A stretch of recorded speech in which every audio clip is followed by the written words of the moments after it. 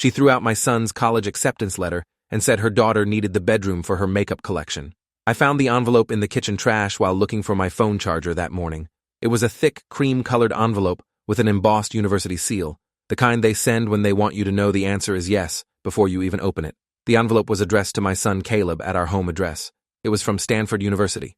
The letter inside started with "Congratulations" in bold letters. It was dated 3 weeks ago. I stood there with coffee grounds stuck to the paper, my hands shaking so badly I almost dropped it. Caleb had been checking the mail every single day for months. He asked me every afternoon if anything came for him. I told him nothing yet, just be patient. My wife Diana said the same thing, except Diana was lying because she threw it in the trash the day it arrived and never said a word. I had been married to Diana for 6 years by that point.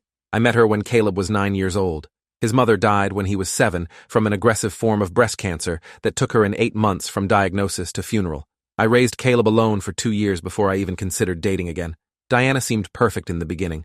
She was warm and attentive and said all the right things about wanting to build a family. She had a daughter named Vanessa from a previous marriage, and Vanessa was 8 when we got married. The girls got along fine with Caleb at first. There were no major conflicts. I thought we were blending successfully. I worked as a software architect for a tech company and made good money, enough to support all of us comfortably. Diana worked part-time as a yoga instructor, but her income was minimal. I paid for the house we lived in, the cars, the insurance, the groceries, everything. I never made her feel bad about it because I wanted her to feel like an equal partner. That generosity came back to destroy me. The favoritism started small enough that I could rationalize it away. Caleb had a bedtime of 9 on school nights. Vanessa stayed up until 11 watching reality shows in the living room. When I mentioned it, Diana said Vanessa had trouble sleeping and forcing her to bed early made her anxiety worse. Caleb had to finish his homework before any screen time. Vanessa played on her phone during dinner. When I brought it up, Diana said Vanessa was texting her father who lived out of state, and it was important to maintain that relationship. Caleb had to do chores every weekend, mowing the lawn and cleaning the garage and taking out trash. Vanessa was supposed to clean her bathroom and do her own laundry, but rarely did either. Diana said Vanessa was overwhelmed with school and needed grace. I let it slide because I was trying to keep the peace. I told myself blended families were complicated, and I needed to be patient. By the time Caleb was in high school, the pattern was impossible to ignore. He maintained a perfect grade point average through sheer determination. He was taking advanced placement classes and studying for the SAT and doing everything right. Diana barely acknowledged his achievements. When he brought home a report card with straight A's, she glanced at it and said good job in a flat voice and went back to scrolling on her phone. That same week, Vanessa got a C- on an algebra test, and Diana spent an hour talking about how math was hard and some people just were not numbers people, and Vanessa should not feel bad about herself. I watched Caleb's face during that conversation. He looked at his stepmother like he was trying to solve an equation that did not make sense. He did not say anything. He just went to his room and closed the door quietly. I should have said something then. I should have called Diana out for the blatant favoritism. Instead, I told myself Caleb was resilient and doing fine, and making waves would only make things worse. Vanessa got a brand new iPhone for her 16th birthday. It cost $1,200. Diana charged it to the credit card I paid off every month. Caleb's 16th birthday came 4 months later. He asked for a used car, nothing fancy, just something reliable to get to his part-time job and school activities. I was planning to buy him a decent sedan for around $8,000. Diana threw a fit. She said spending that much on a car for a 16-year-old was excessive and irresponsible. She said Caleb needed to learn the value of money and save up himself if he wanted a car. I pointed out that we just spent $1,200 on a phone for Vanessa. Diana said that was different because Vanessa needed a phone for safety and communication. I said Caleb also needed transportation for safety. Diana said he could take the bus or ride his bike. We fought about it for 3 days straight. Diana cried and said I was putting Caleb ahead of her daughter and making Vanessa feel less important. I caved. I bought Caleb a bike instead of a car. He thanked me and said it was fine, and he understood. The look in his eyes said he did not understand at all. He just knew better than to make it worse by complaining. If you are enjoying this story already, please subscribe to see more stories like this. Caleb worked 20 hours a week at a grocery store while maintaining his grades and preparing for college. He saved every penny. By the start of his senior year, he had almost $6,000 in his savings account. He was proud of that. He told me he was going to use it for college expenses and textbooks. I told him I was proud of him too, and that he was incredibly responsible for his age. Diana overheard and asked Caleb if he would be willing to lend Vanessa $500 because she wanted to upgrade her makeup collection and her birthday money ran out. Caleb looked at me like he wanted permission to say no. I opened my mouth to tell Diana that was inappropriate, but she cut me off and told Caleb that family helped family and she would make sure Vanessa paid him back. Caleb agreed because he was a good kid who wanted to keep the peace just like I did. Vanessa never paid him back. When Caleb asked about it 2 months later, Diana said he was being petty and materialistic, and it was just money. The college application process started in the fall of Caleb's senior year. He applied to 15 schools. He spent months on his essays. His college counselor at school, a woman named Patricia Dunn, who had been doing the job for 20 years, told me Caleb had one of the strongest applications she had ever seen. She said his test scores and grades and extracurriculars made him a competitive candidate for top-tier universities. She said he should apply to reach schools because he had a real shot.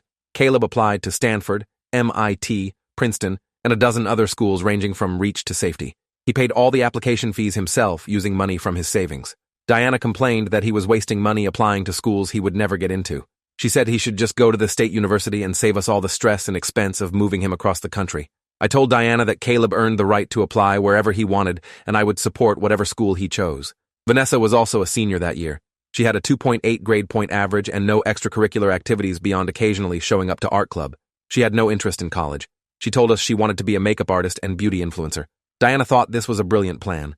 She bought Vanessa a professional lighting setup for filming videos and a desk full of expensive cosmetics and skincare products. The setup cost over $3,000.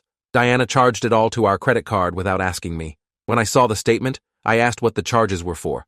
Diana said Vanessa was starting a business and needed an investment. I asked if a business plan existed or if there was any plan beyond buying expensive products. Diana said I was being unsupportive and crushing Vanessa's dreams. Vanessa posted 3 videos to her channel and then lost interest. The makeup and lighting collected dust in her room. Caleb's acceptance letters started arriving in March. He got into 12 of the 15 schools he applied to.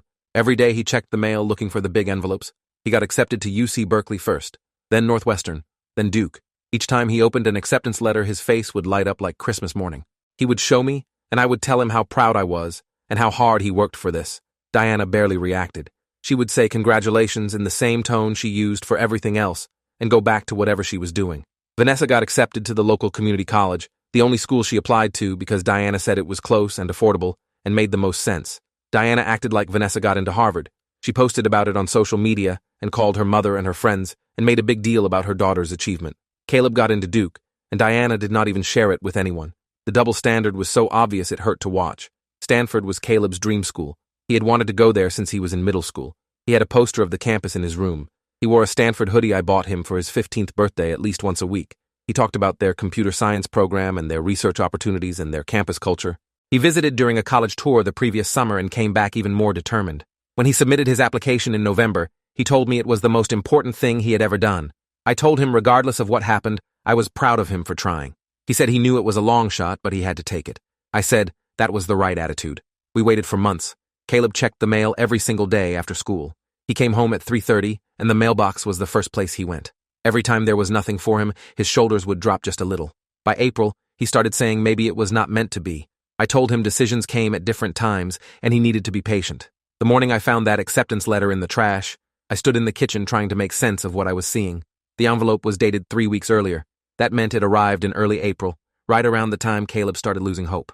Diana must have taken it from the mailbox before Caleb got home. She must have opened it and read the acceptance and thrown it away without telling anyone. I checked the postmark. It was definitely delivered to our address. I looked at the letter again. It was not just an acceptance. It was an acceptance with a full scholarship, covering tuition and room and board for all 4 years. The value was listed as over $300,000. My son got a full ride to Stanford, and his stepmother threw it in the trash. I heard footsteps on the stairs. Diana came into the kitchen in her yoga pants and oversized sweater. She saw me holding the letter and her face went pale. She asked where I got that. I asked her the same question. She stammered something about it coming to the house by mistake. I asked how a letter addressed to Caleb at our home address came by mistake. Diana said it was probably a scam, and she threw it out to protect him from disappointment. I asked if she was seriously telling me that a letter with a university seal and a scholarship offer was a scam. Diana's face got red. She said I was being hostile, and she made a judgment call. I asked why she did not tell me or Caleb about it, so we could verify it together. Diana did not have an answer. She just stood there opening and closing her mouth like a fish. I called Caleb downstairs. He came into the kitchen in his school clothes, backpack over one shoulder, ready to leave for class. I handed him the letter. He looked at it, and his face went through about 5 emotions in 3 seconds. Confusion, recognition, shock, joy, devastation. He asked where this came from. I told him I found it in the trash. He looked at Diana. He asked if she threw it away. Diana said it was a misunderstanding and we could sort it out later. Caleb looked at the date on the letter. His voice cracked when he asked how long she had been hiding it. Diana did not answer. I told him 3 weeks based on the postmark. Caleb's hands started shaking. He asked why. Diana said she was trying to protect him. Caleb asked from what. Diana said from the stress of moving across the country and leaving his family. Caleb said that was his choice to make, not hers. Diana said she was his mother, and she knew what was best. Caleb said she was not his mother, and never would be. He grabbed his backpack and walked out of the house. I heard his bike tires on the driveway. I turned to Diana and asked what else she had been hiding. She said nothing. I told her to try again. She insisted it was just the one letter, and she made a mistake, and we should move on. I went to her office and started going through her desk drawers. Diana followed me and told me to stop. I found a folder in the bottom drawer labeled college stuff. Inside were 4 more acceptance letters addressed to Caleb. Princeton, Cornell, Johns Hopkins, Carnegie Mellon, all opened, all hidden, some were dated back to March. Diana had been intercepting his mail for over a month. I asked her if she had lost her mind. Diana said those schools were too far away and too expensive and not realistic for our family. I reminded her that I made plenty of money to afford college anywhere, and Caleb earned scholarships to most of these schools. Diana said it was not about money, it was about family staying together. I asked if she meant her family or our family. Diana did not answer. I found another folder labeled Vanessa Room. Inside were Pinterest screenshots and measurements and paint swatches. Diana had been planning to redecorate Vanessa's room, except the measurements matched Caleb's room, not Vanessa's. I asked Diana what this was. She said Vanessa needed more space for her makeup business, and Caleb would be going to college anyway, so it made sense to give her the bigger room. I asked when she planned to tell me or Caleb about this. Diana said she was waiting for the right time. I asked if the right time was after she successfully hid all his acceptance letters and forced him to go to community college so he would stay home. Diana said I was being paranoid. I said I was being observant. I asked her how long she had been sabotaging our son. Diana said Caleb was not our son, he was my son, and I always put him first and made Vanessa feel like second best. I told her Vanessa was second best when it came to work ethic and achievement, and that was not my fault, or Caleb's fault. I called Stanford's admissions office immediately. I explained the situation to a woman named Karen Whitfield, who worked in undergraduate admissions. She had been with the university for 12 years. I told her my son received an acceptance letter 3 weeks ago, and we just discovered it because my wife hid it from us. I asked if it was too late to accept. Karen said the deadline to confirm enrollment was 2 weeks ago. My stomach dropped. She said, however, given the unusual circumstances, she could escalate this to the director of admissions and see if they could make an exception. She asked if I had documentation of when the letter was received and when we discovered it. I said I had the envelope with the postmark and could provide a statement about finding it in the trash. Karen said that would help. She took my contact information and said someone would call me back within 24 hours. I thanked her and hung up. Caleb did not come home that afternoon. He texted me at 6, saying he was at his friend Trevor's house and needed space. I told him to take all the time he needed and that I was handling the Stanford situation. He did not respond. I called Trevor's mother to make sure Caleb was really there and okay. She said he was, and he had been crying, but did not want to talk about it. She asked if everything was all right at home. I said we were going through some family issues. She said Caleb could stay as long as he needed. I thanked her. Diana spent the evening in the bedroom with the door closed. I slept on the couch and did not sleep much at all. The next morning, Stanford called back. It was a man named Dr. Richard Allen, the director of undergraduate admissions. He had been with Stanford for 18 years and had a PhD in higher education policy. He said Karen briefed him on the situation and he wanted to verify some details. I told him everything. The hidden letters, the trash, the timeline. Dr. Allen asked if I had any evidence beyond the postmark.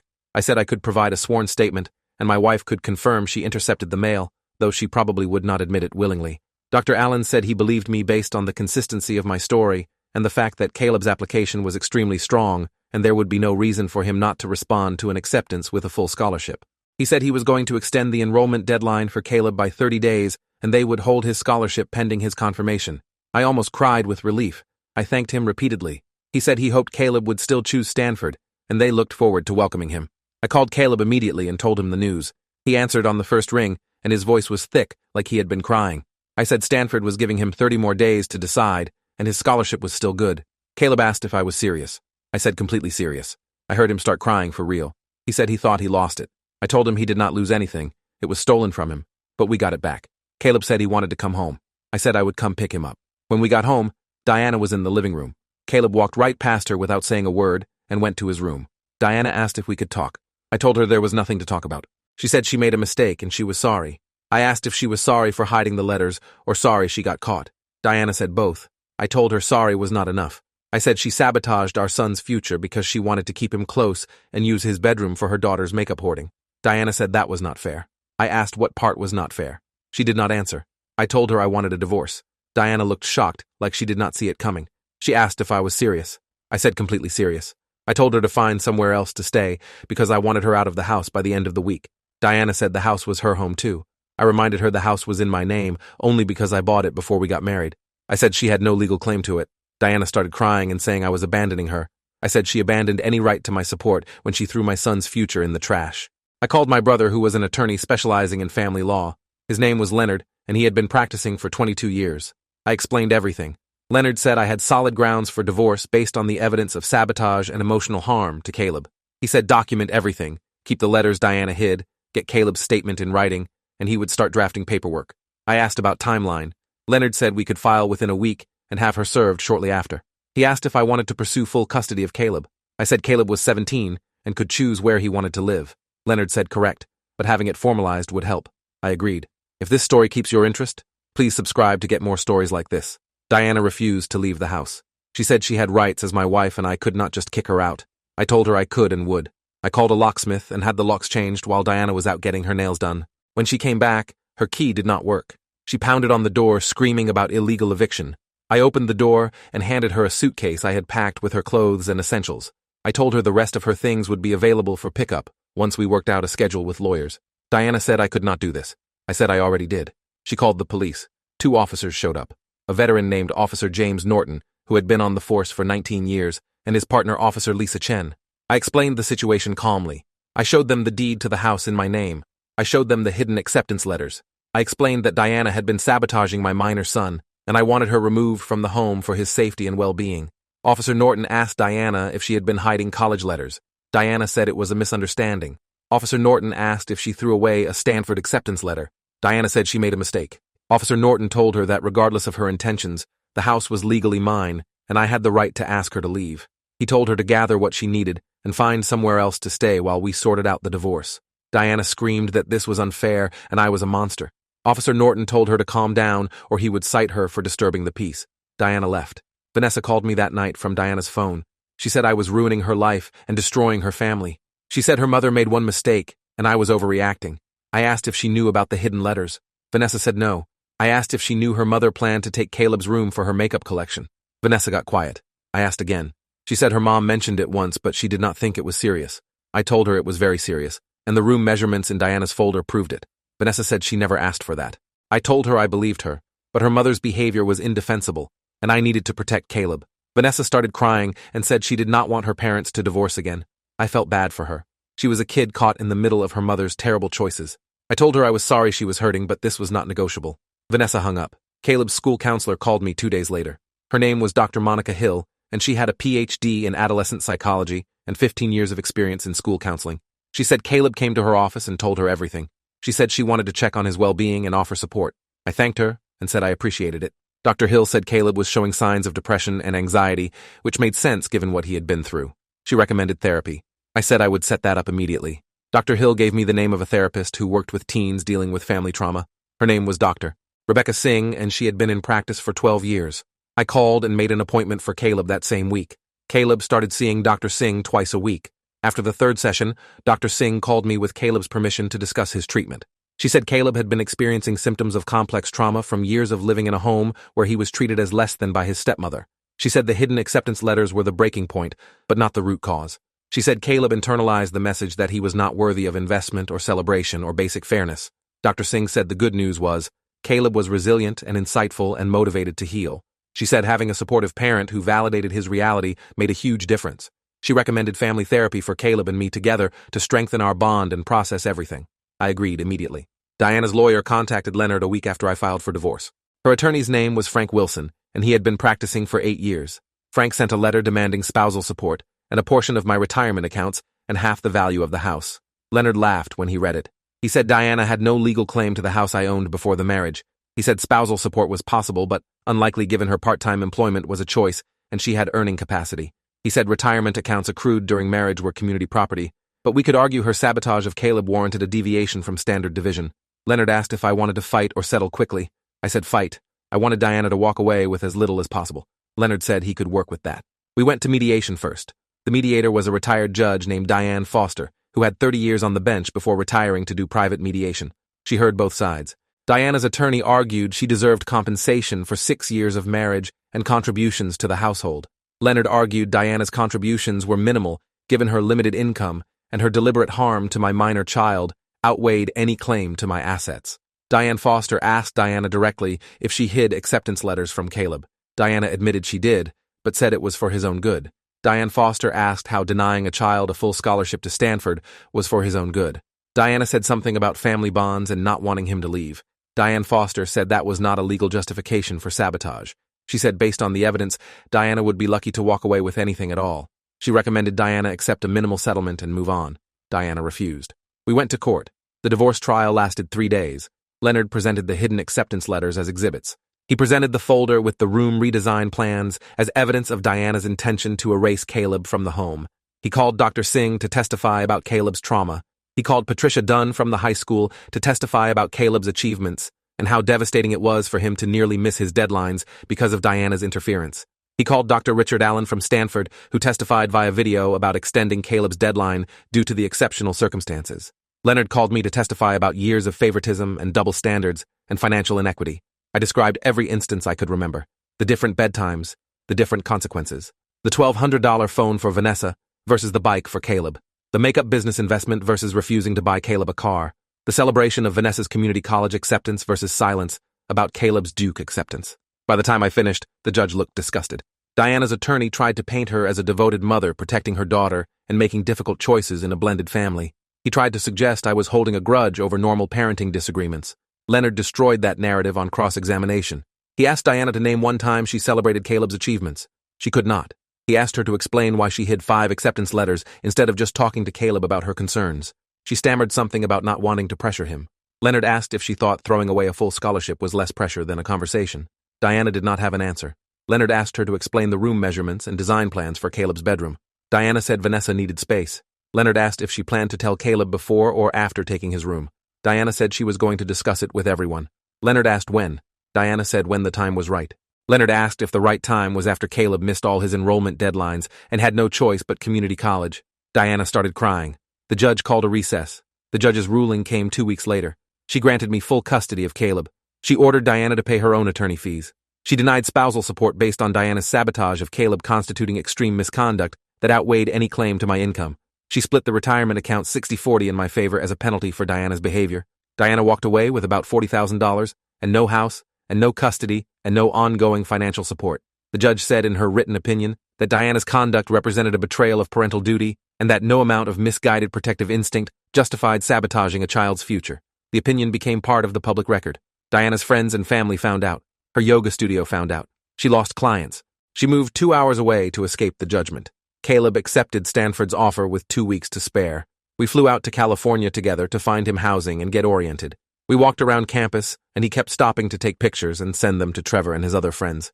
He looked lighter than he had in months. He smiled more. He said he could not believe this was really happening. I told him he earned it through years of hard work and determination. He said he could not have done it without me fighting for him. I told him I should have fought sooner and harder. He said it did not matter now because we got here. We ate dinner in Palo Alto and talked about his classes and his major and his plans. He said he wanted to study computer science and maybe minor in ethics. He said he wanted to build technology that helped people and did not harm them. I told him that was a worthy goal. Move-in day came in August. I helped Caleb carry boxes up 3 flights of stairs to his dorm room. His roommate was a kid from New York named Daniel, who seemed nice enough. They talked about classes and where they were from and what they liked to do. Caleb unpacked his Stanford hoodie and hung it in his closet. He put up his posters and arranged his desk and made the space his own. When it was time for me to leave, he walked me down to my rental car. He thanked me again for everything. I told him to work hard and make good choices and call me anytime he needed anything. He said he would. I hugged him and got in the car. I watched him wave in the rearview mirror until I turned the corner and he disappeared. The drive back to the hotel felt strange. Caleb was exactly where he should be, thriving and moving forward. Diana was gone, facing consequences she earned. Vanessa was at community college, pursuing whatever path she chose with her mother's questionable guidance. I was alone in a rental car in California, thinking about everything that happened. The trash can with the Stanford letter, the folder full of lies, the years of favoritism and double standards I tolerated because I wanted peace. I chose peace over protection and almost cost my son his dream. I learned that keeping the peace with the wrong person meant going to war with what mattered most. Caleb called me 3 months into his first semester. He said he made Dean's List. He said he joined a coding club and met some great people. He said he was happy, actually happy. He asked how I was doing. I said I was good. I started dating someone new, a woman named Amy who taught 3rd grade and had no children and no ex-drama and treated me like a partner instead of a wallet. Caleb said he was glad. He said he worried about me being alone. I told him I was not alone. I had him, and I had myself, and that was more than enough. Caleb said he loved me. I said I loved him too. We talked for an hour about nothing important and everything that mattered. Diana tried to reach out once through Vanessa. She said she wanted to apologize and make amends. I told Vanessa that Diana could apologize to Caleb directly if she wanted forgiveness, but I had nothing to say to her. Caleb told Vanessa he did not want contact with Diana. Vanessa said her mom was heartbroken. Caleb said his heart broke when he found out his stepmother threw away his future, so they were even. Vanessa stopped pushing after that. The house felt different without Diana and Vanessa. Quieter, cleaner, mine again. I repainted Caleb's room and packed up his things so they would be ready when he came home for breaks. I did not touch anything without asking him first. It was his space and his choice. He came home for Thanksgiving and Christmas and summer break. We fell into an easy rhythm. We cooked together and watched movies and talked about his classes and his life. He brought Daniel home one Christmas, and they played video games in the living room and ate too much pie. It felt like family, the real kind built on respect and honesty instead of obligation and lies. 2 years after the divorce, I got a message from Karen Whitfield at Stanford. She said Caleb nominated me for the university's Parent Recognition Award. She said the award honored parents who went above and beyond to support their students' success. She said Caleb wrote an essay about how I fought to get his acceptance letter back and stood up to my wife and protected his future. She said the essay made her cry. She said I was invited to campus for a ceremony where Caleb would present the award himself. I flew out in May. Caleb met me at the airport in a suit. He looked older, more confident. He said he had a surprise for me. We drove to campus and went to the ceremony hall. Caleb walked me to the front row. He got on stage and read his essay out loud. He talked about finding his acceptance letter in the trash and thinking his dream was dead. He talked about me fighting Stanford for an extension and fighting Diana for a divorce and fighting for him when he could not fight for himself. He said I taught him that protecting what matters sometimes means losing what you thought you wanted. He said he was grateful every day that I chose him over keeping the peace. He presented me with a plaque. I cried in front of 200 people and did not care. Caleb graduated summa cum laude 4 years after that terrible morning in the kitchen. He got a job at a tech company in San Francisco, working on artificial intelligence ethics. He moved into an apartment in the Mission District with Daniel, who became more than a roommate somewhere along the way. Caleb invited me to visit. We had dinner at a restaurant overlooking the bay. Caleb held Daniel's hand across the table and told me they were together. He asked if I was okay with it. I said I was more than okay with it. I was happy he found someone who made him happy. Caleb smiled and said he never doubted I would support him, but hearing it still meant everything. Daniel said he could see where Caleb got his kindness and integrity. I said Caleb earned those himself. I just tried not to get in the way. I think about that envelope sometimes. How close we came to losing everything because someone decided their comfort mattered more than truth. Diana wanted Vanessa close, and Caleb gone so badly she was willing to destroy his future to make it happen. She thought she could control the narrative by controlling the mail. She thought I would go along with it like I went along with everything else. She was wrong. Some things are worth fighting for, even when the fight costs you everything else. Caleb was worth it. He always was. I just wish I realized it sooner, before the years of favoritism and double standards, before the damage went so deep. But we got there eventually. Sometimes that has to be enough. Caleb and Daniel got engaged last month. They called me together to share the news. Caleb asked if I would walk him down the aisle. I said yes immediately. He said he wanted a small ceremony, just close friends and family. He said he was not inviting Diana. He said some doors close and stay closed. I told him that was his choice and I supported it. Daniel asked if I would give a toast at the reception. I said I would be honored. They sent me a picture of the ring.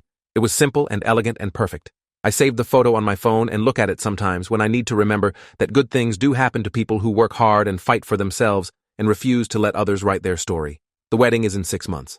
I already have my speech written. I am going to talk about resilience and integrity and the kind of love that shows up even when showing up is hard. I'm going to talk about fighting for what matters and refusing to settle for peace that requires you to betray yourself. I'm going to talk about a kid who worked his way to Stanford despite someone trying to steal it from him.